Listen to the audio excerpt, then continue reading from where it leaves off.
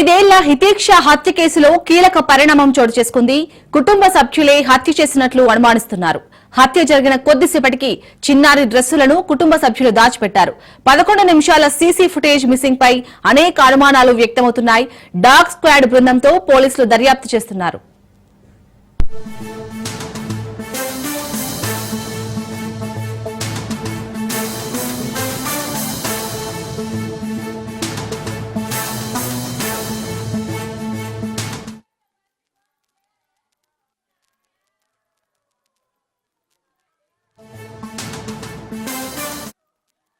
జగిత్యాల జిల్లా కోరుట్ల పట్టణంలో ఆదర్శ నగర్ లో దారుణం వెలుగు చూసింది.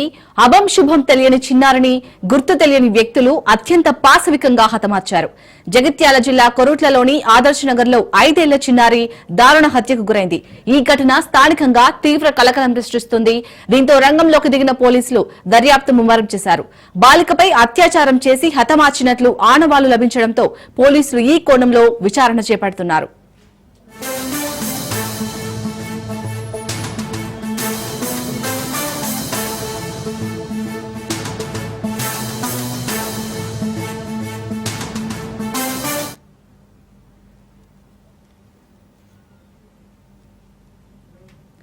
ఆదర్శ నగర్ కు చెందిన ఆకుల రాములు నవీన దంపతులకు 2 పిల్లలు ఉన్నారు. 5 ఏళ్ల చిన్నారి హితీక్ష నిన్న సాయంత్రం 6 బయట ఆడుకుంటుంది. చిన్నారి కనపడకపోవడంతో తల్లిదండ్రులు బంధువులు ఆందోళన చెందారు. గంటపాటు వెతికినా ఆచూకీ దొరకలేదు. దీంతో పోలీసులకు సమాచారం అందించారు. సమాచారం అందుకున్న పోలీసులు వెతకడం మొదలుపెట్టారు. చివరికి వారి ఇంటి దగ్గరలోని విజయ్ అనే ఇంటి బాత్రూమ్ లో రక్తపు మడుగులో చిన్నారి పడి ఉంది. హుటాహుటిన ఆసుపత్రికి తరలించిన బంధువులు అప్పటికే చిన్నారి మృతి చెందినట్లు వైద్యులు తెలిపారు. 5 ఏళ్ల చిన్నారిని గొంతు కోసి హత్య చేసినట్లు పోలీసులు చెబుతున్నారు. సంఘటనా స్థలానికి చేరుకుని విచారణ చేపట్టారు పోలీసులు.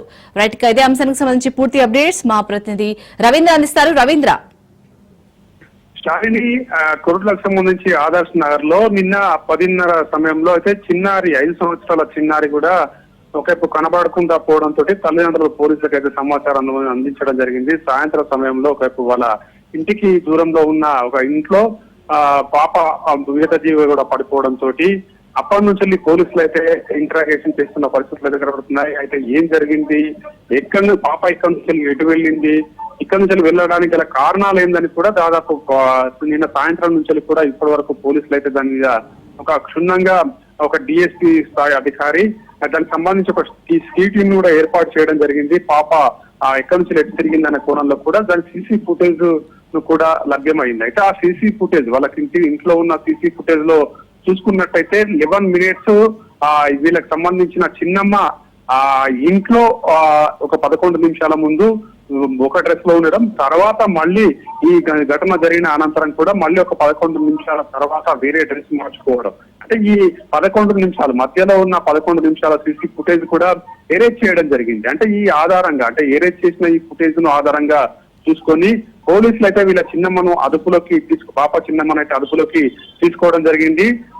వీళ్ళు అదే ఇంట్లో ఉంటున్నారు. అయితే గత 3 రోజుల క్రితం కూడా వీళ్ళిద్దరి మధ్య కొన్ని గొడవలు అయితే జరగడం జరిగింది. అయితే ఈ పాప ఎవరైతే చనిపోయారో ఆ పాపకు సంబంధించిన కుటుంబం మొత్తం దాదాపు అంటే వాళ్ళ ఫాదరు, మదర్ అండ్ వాళ్ళ అన్నయ్య వీళ్ళంటే మొత్తం నలుగురికి గాను వీళ్ళ ముగ్గురికి అబ్రాడ్ వెళ్ళడానికి అంటే మరో 3 రోజుల్లో అబ్రాడ్ వెళ్ళడానికి కూడా వీసా వచ్చింది. వాళ్ళు మరో 3 రోజులు అయితే వాళ్ళు అబ్రాడ్ వెళ్ళి అక్కడికి వాళ్ళ ఫాదర్ దగ్గరికి వెళ్ళిపోదు. కానీ ఈ 3 రోజుల సమయం ఉండగానే నిన్న ఈ ఘటన చోటు చేసుకోవడంతో ఈ సీసీ ఫుటేజ్ మాయం కావడంతో ఇవన్నీ పరిగణలోకి తీసుకొని పోలీసులు అయితే వాళ్ళ చిన్నమ్మను మమతను అయితే అదుపులోకి తీసుకోవడం జరిగింది. పోలీసుల అదుపులో మాత్రం మమత ఉంది.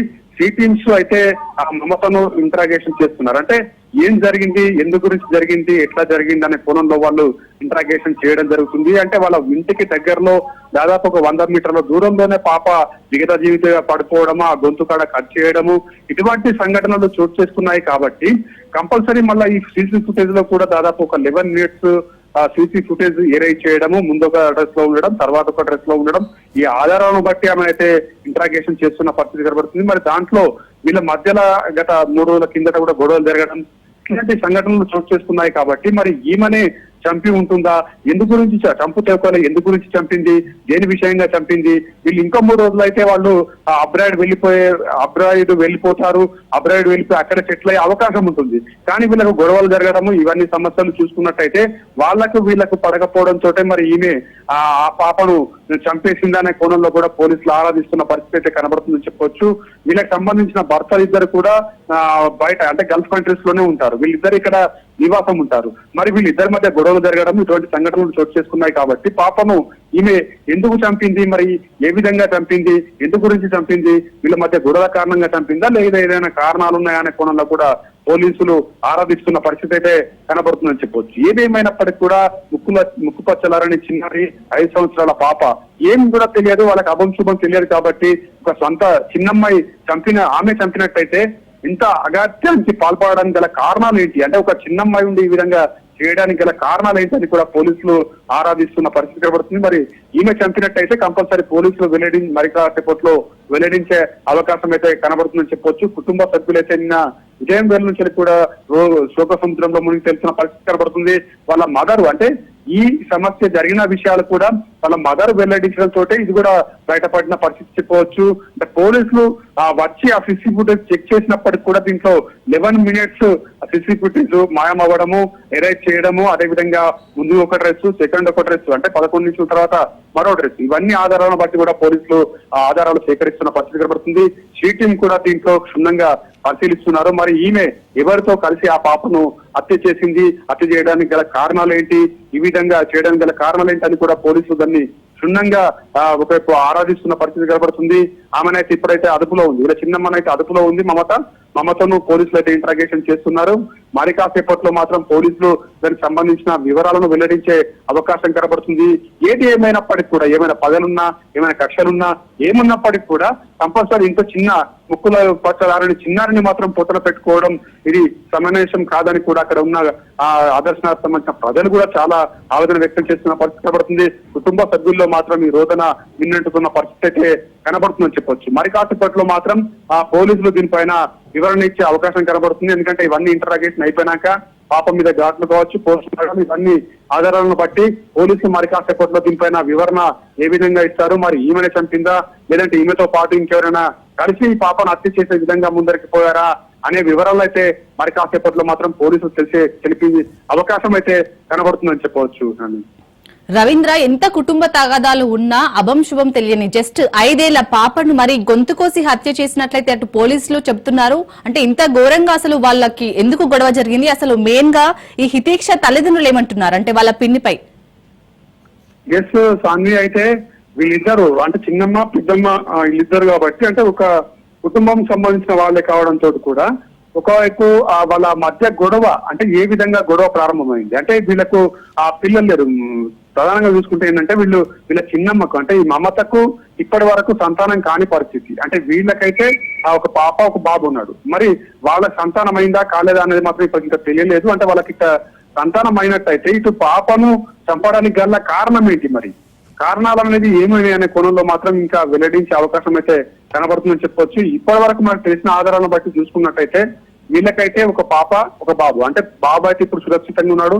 పాపను చంపే విధంగానే వీళ్ళైతే తీసుకువెళ్లి చంపినట్టుగా అక్కడ క్లారిటీగా కనబడుతుంది. సీసీ ఫుటేజ్ లో కూడా అదే కనబడుతుంది.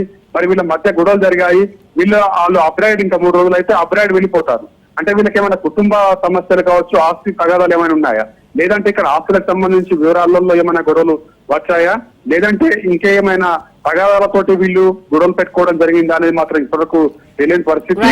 అయితే అబ్రాయిడ్ వెళ్లే అవకాశం ఉంది, దాంట్లో ఈ 3 రోజుల్లో వెళ్ళడానికి అవకాశం ఉంది. కానీ ఈ గొడవ జరగడంతో ఈ హత్య కూడా జరగడంతో ఏమున్నాయనే కోణంలో మాత్రం పోలీసులు ఇంకా దీన్ని క్షుణ్ణంగా పరిశీలిస్తున్న పరిస్థితి అయితే కనబడుతుందని చెప్పవచ్చు. సామి రైట్, థ్యాంక్ యూ రవీంద్ర.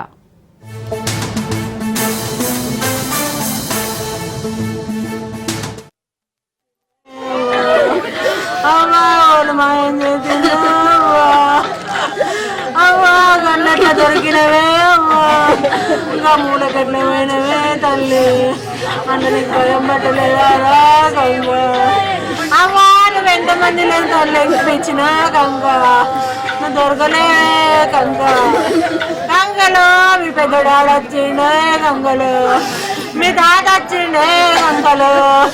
అవ్వా నువ్వు వాళ్ళు వచ్చినాక వాళ్ళ చేతికి దొరికినవో అవ్వా అవ్వలా వాళ్ళ చేతిగా దొరుకుదనుకున్నావా గంగలు.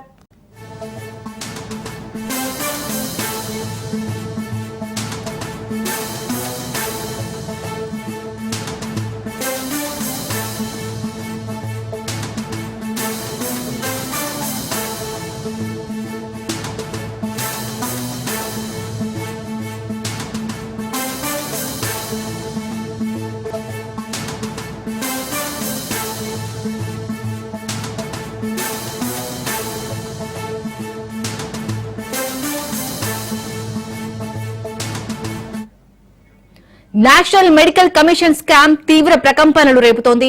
దేశవ్యాప్తంగా 36 మంది పేర్లను సిబిఐ ఎఫ్ఐఆర్ లో చేర్చింది. ఎన్ఎంసీ సభ్యులు, కేంద్ర ఆరోగ్య శాఖ అధికారులపై కేసులు నమోదు చేసింది. ఎఫ్ఐఆర్ లో ఏపీ, తెలంగాణకు చెందిన డాక్టర్లు ఉన్నారు. వరంగల్, విశాఖకు చెందిన కాలేజీల డైరెక్టర్లపైన కేసులు ఫైల్ అయ్యాయి. తెలుగు రాష్ట్రాల్లో 5గురిపై కేసులు నమోదు చేశారు.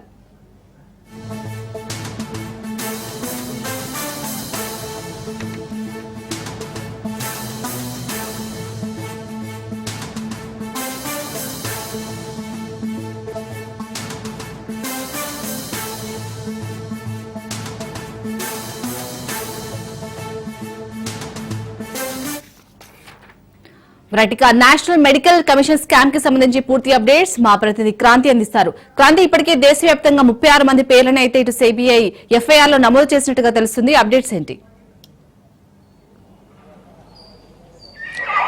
యశాల్ని సిబిఐ ప్రస్తుతం దేశవ్యాప్తంగా ఉన్న మెడికల్ కాలేజ్లో ఏదైతే అవకతవకలు జరిగినాయో అటు సీట్ల విషయం కావచ్చు, కాలేజీకి సంబంధించిన అనుమతి విషయంలో ఏవైతే అవకతవకలు జరిగిందో దానికి సంబంధించి కూడా సిబిఐ కేసు నమోదు చేయడం జరిగింది. దాదాపు 36 మంది పైన దేశవ్యాప్తంగా ఈ కేసు నమోదు జరిగింది.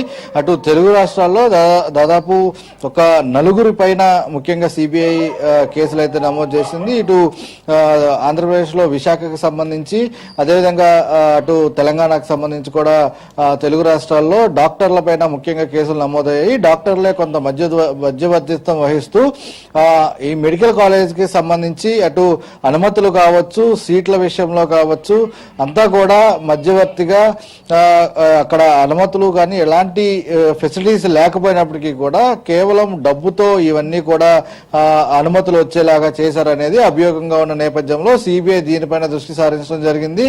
మొత్తం దేశవ్యాప్తంగా ఉన్న మెడికల్ కాలేజెస్ లో ఏవైతే అటు ఎన్ఎంసీ నేషనల్ మెడికల్ కౌన్సిల్ నుంచి సభ్యులు ఎప్పటికప్పుడు కూడా మెడికల్ కాలేజీలో ఉన్న వసతులతో పాటు వాటి అనుమతులు, అదేవిధంగా రెన్యువల్ కి సంబంధించి అన్ని కూడా పరిశీలించేందుకు వెళ్తూ ఉంటారు నిత్యం. వాటికి సంబంధించి ఆ ఎన్ఎంసీకి సంబంధించిన అధికారులు, అదేవిధంగా కేంద్ర ప్రజా ఆరోగ్య సంబంధించిన ఆ శాఖకు సంబంధించిన అధికారులు వీళ్ళందరూ కూడా ఇటు మధ్యవర్తుల ద్వారా వాళ్ళు వచ్చే సమాచారాన్ని తెలుసుకుని ఈ మెడికల్ కాలేజీల మధ్యవర్తులకు సంబంధించి మెడికల్ కాలేజీకి సమాచారం చేరుస్తున్న నేపథ్యంలో ఆ అధికారులు వస్తున్న తరుణంలో, అధికారులు వచ్చేందుకు సిద్ధమవుతున్న తరుణంలో తనిఖీలకి సంబంధించి ఆ కాలేజీల్లో తాత్కాలిక ఏర్పాట్లు, అటు సిబ్బందిని తాత్కాలికంగా తీసుకురావటం, అదేవిధంగా పేషెంట్లని తాత్కాలికంగా తీసుకురావటం, వారికి ఉన్న రిపోర్ట్లని కూడా అప్పటికప్పుడు తారుమారు చేసి తయారు చేయటం, అదేవిధంగా అక్కడ ఉన్న స్టాఫ్ సిబ్బందిని కూడా స్టూడెంట్స్ కి సంబంధించి కూడా తాత్కాలికంగా బయట నుంచి అవుట్ సోర్సింగ్ తీసుకురావటం, ఈ రకంగా మేనేజ్ చేస్తూ వాటికి అనుమతులు తీసుకున్నారంటూ కూడా ప్రస్తుతం సిబిఐ గుర్తించింది. దానిలో కీలకంగా కదిరికి సంబంధించిన ఒక వైసీపీ నేత డాక్టర్ చెన్నై కేంద్రంగా ఇతర రాష్ట్రాల్లో ఢిల్లీ కావచ్చు, హర్యానా, కర్ణాటక, మహారాష్ట్ర, తెలంగాణ, ఆంధ్రప్రదేశ్ ఇలా అనేక చోట్ల మధ్యవర్తిత్వం వహిస్తూ ఈ రకంగా మేనేజ్ చేస్తూ అక్కడికి ఎన్ఎంసీ వస్తున్న అధికారులు, అదేవిధంగా ప్రజా ఆరోగ్య కేంద్రానికి సంబంధించిన అధికారులందరూ కూడా మేనేజ్ చేస్తూ వారికి డబ్బులు లంచాలుగా ఇస్తూ ఇలా కాలేజీలకి అనుమతులు ఇప్పిస్తున్నారు అనేది కూడా కొంత తెలుస్తున్న పరిస్థితి ఉంది. ఈ నేపథ్యంలోనే వీటిలన్నిటిపైన ఇప్పటికే సిబిఐ దృష్టి సారించిన పరిస్థితి ఉంది. విశాఖకు సంబంధించి గాయత్రి మెడికల్ కాలేజ్ ఈ రకంగానే అనుమతులు సంపాదించింది. దాదాపు 50 లక్షల రూపాయలు ఆ కాలేజీలో పనిచేస్తున్న డాక్టర్లకి సంబంధించి కృష్ణ కిషోర్, అదేవిధంగా వెంకటేష్ వీళ్ళిద్దరి ద్వారా దాదాపు 50 లక్షలు ఢిల్లీకి హవాలా రూపంలో డబ్బు సమకూర్చారు అనేది కూడా ప్రస్తుతం అభియోగంగా ఉంది. ఈ నేపథ్యంలోనే వీళ్ళిద్దరిపైన సిబిఐ కేసు నమోదు చేయడం జరిగింది. దీనికి సంబంధించి దర్యాప్తు అయితే ముమ్మరం చేస్తున్న పరిస్థితి ఉంది. Shalini, right, thank you Kranti.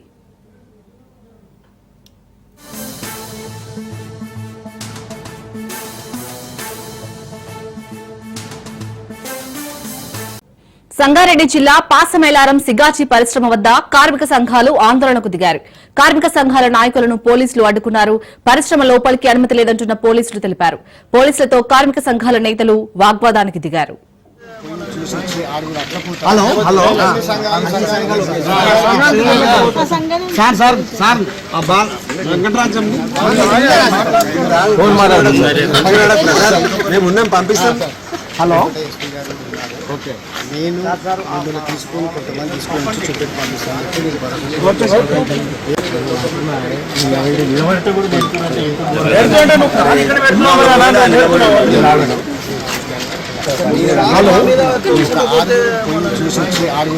Hello hello hello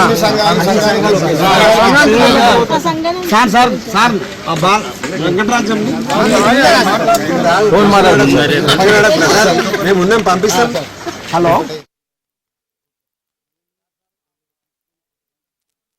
ఎవరికి కార్మికుడికి జరిగే న్యాయం మీద కార్మిక సంఘాలుగా మేము గొంతు దింపుతున్నాం.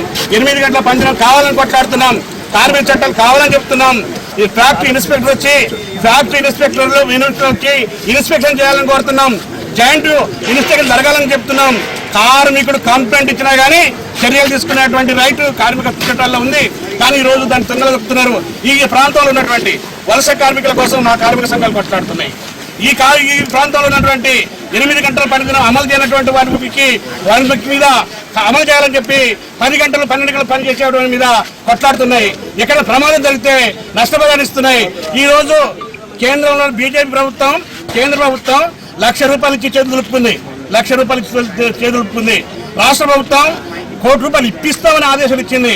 ఇప్పటివరకు ఆ కార్మికులకి ఎవరిచ్చారు డబ్బులు? ఇప్పుడు ఇక్కడ ఉన్నటువంటి కార్మిక సంఘాలు మేము సహాయక చర్యలు చేస్తున్నాం. ఈ ప్రాంతాల్లో ఎవరికి కార్మికులు